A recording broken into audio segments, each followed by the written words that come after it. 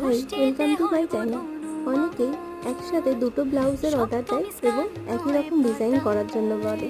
হয়তো তার বোন বা তার যা বা অন্য কারোর জন্য, যারা কিনা একসাথে সেম ব্লাউজ পরবে।